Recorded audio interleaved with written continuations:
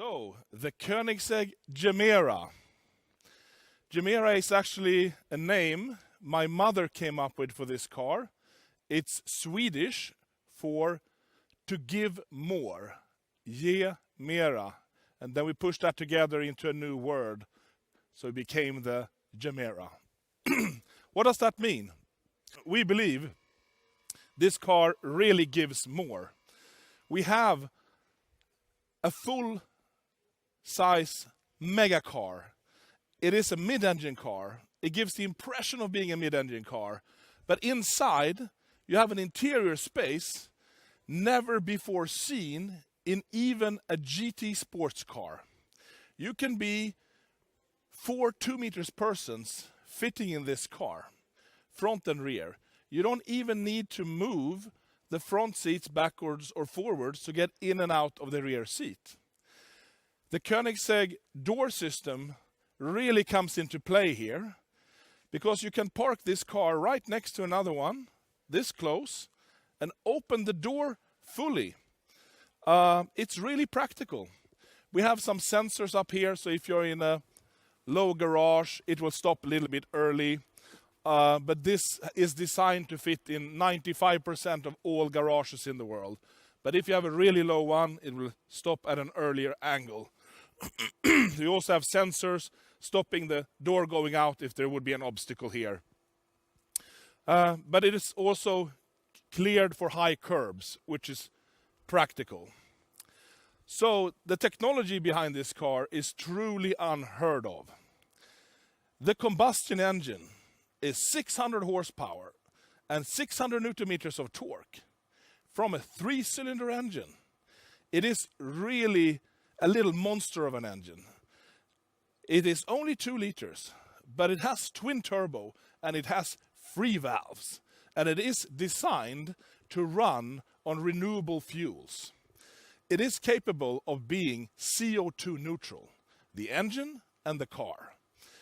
So we really want to put an end to fossil fuel dependency on combustion engines.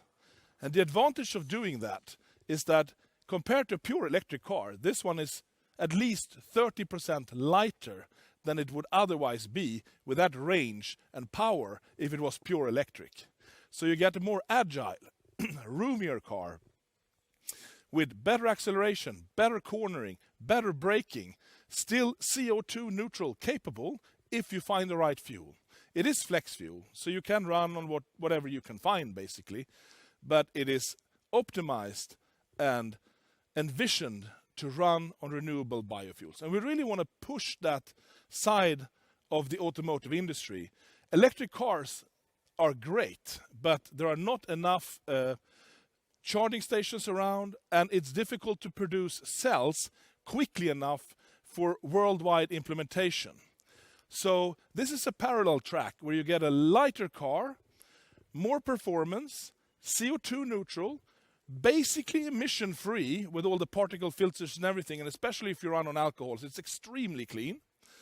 And if you fill it up on renewable alcohol, and you can also plug it in and fill up electricity, you can be as CO2 neutral and as environmentally friendly as a pure electric car. It is also a sports car, of course, so you do get the sound from the combustion engine. And when I say 3-cylinder, of course, it sounds like a tiny little engine that won't sound so exciting.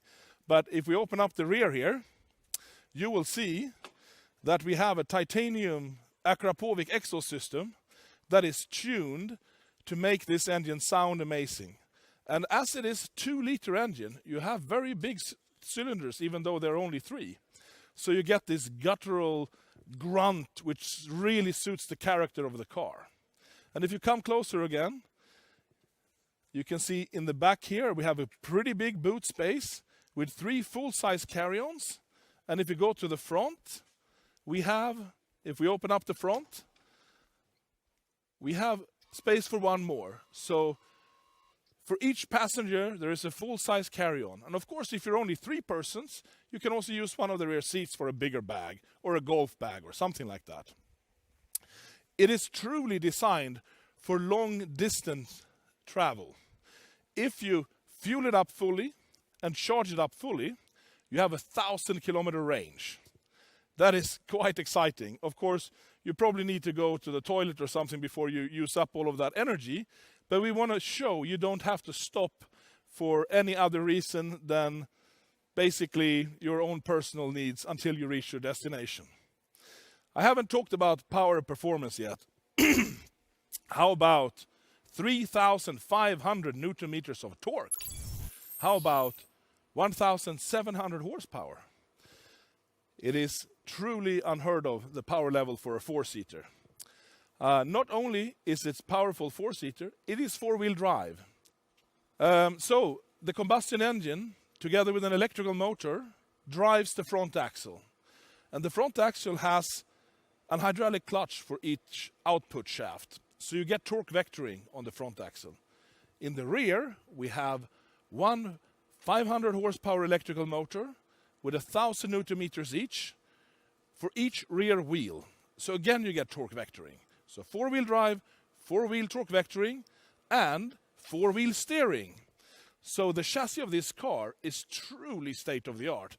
We can play around with so many variables to make it steady as a freight train on the Autobahn and agile around the corners, around the track, because we can play with all of these parameters in a truly astounding way. It is a full carbon fiber construction, body, monocoque, chassis, everything.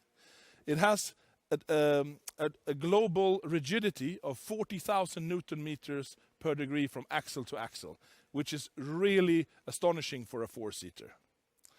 The weight, the curb weight, well, our production aim is 1,880 kilos or so. The aim is to stay under 1,900. With this kind of fuel size, battery size, four-seater, full-size car, it is a really competitive weight. So, please enjoy. Thank you so much.